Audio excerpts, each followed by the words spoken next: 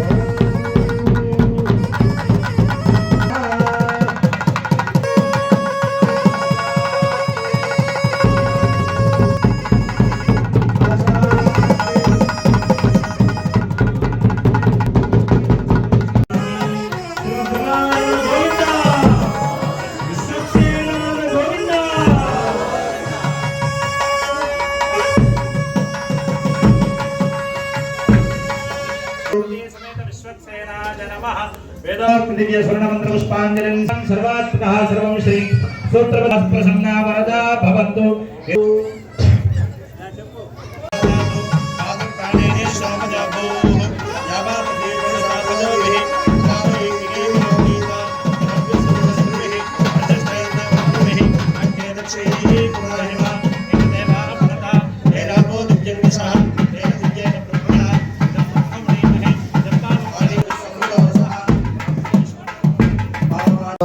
స్నానం చేసి వచ్చాం, కూర్చున్నాం. ఇదే పరమాత్మ కోరాడు. ఈ వాక్య శుద్ధి కన్నా కూడా ఏదో తెల్లని బట్టలు కట్టుకొని పవిత్రమైపోయామంటే కానే కాదు. వాక్య శుద్ధి కన్నా అంతఃకరణ శుద్ధి బాగుండాలి. అంటే మనస్సు శుద్ధిగా ఉండాలి. మనస వాచ కర్మణ త్రికరణ శుద్ధాన్ని పెట్టుకొని మన మనస్సు పవిత్రంగా లేకుండా తెల్లని బట్టలు కట్టినా అది అందగించదు. ఎప్పుడు కూడా తన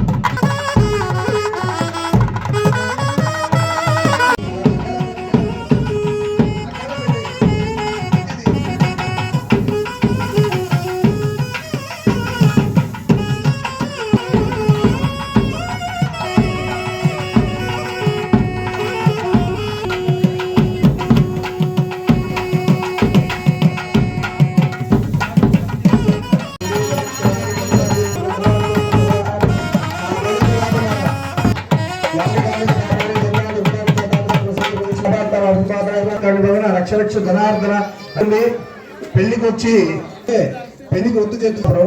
మనం వెళ్తే ఒకసారి జరిగే కళ్యాణం, రోజు చేసే కళ్యాణం, ఇంకా తిరుమల లాగా రోజు అయ్యా రోజు చేసుకుంటాడే ఆ పరమాత్మ సన్నిధి. అందుకే నిండారరాజు నిద్రించిన ఒకటే, అట్లే బంధు నిద్ర అదే ఒకటే, బంధు నిద్ర ఒకటే, రాజు నిద్ర ఒకటే, నిద్రలేని తేడా ఉండవు. కాబట్టి పరమాత్మ ఎవరి దగ్గర తేడా చూపించడు. పరమాత్మ దగ్గర అందరూ సమానమైనటువంటి భావనతో దేవుడు చూస్తూ ఉంటాడు.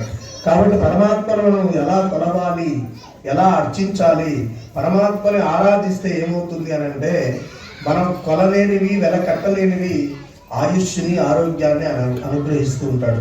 ఎందుకు స్వామివారి సన్నిధికి రావాలి అంటే, ఇక్కడ వసుదైవ కుటుంబం, తరతమ భేదం, తక్కువ ఎక్కువ భేదాలు ఏముండవు.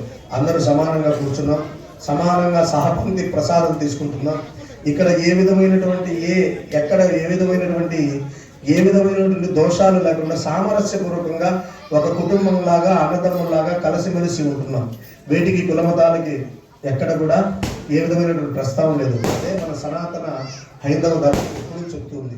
కాబట్టి మధ్యలో ఈ ఆంగ్లేయుల పాలన వల్ల దాన్ని వేరు చేశారు తప్ప, ఎప్పుడు సనాతన ధర్మంలో ఈ ఒక గుడి నిర్మాణం జరగాలంటే, గుడిలో కార్యక్రమం జరగాలంటే, ప్రతి కార్యక్రమానికి అందరూ చక్కగా కుండలు చేసే కుమ్మరి అవసరమైతేనే ఆ ముందలు తీసుకొచ్చి దీపాలు ప్రమిదలు తీసుకొచ్చి పెడతారు. చక్కలేనటువంటి చర్మ వాయిద్యకారకులు ఆ చర్మ వాయిద్యాలను సిద్ధం చేస్తేనే వాటిని చక్కగా వాయిద్య రూపంలో వినిపించగలవు.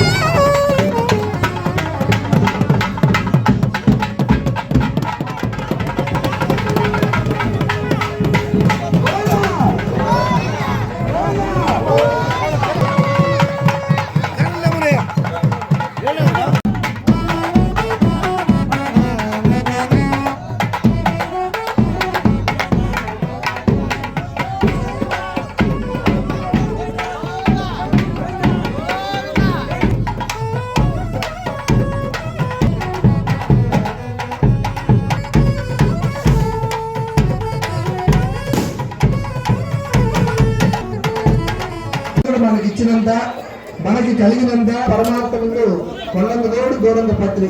మీ యొక్క స్థితికి తగ్గట్టుగా సంవత్సరానికి ఒకసారి కాబట్టి చదువుకుని ఇవ్వాలా.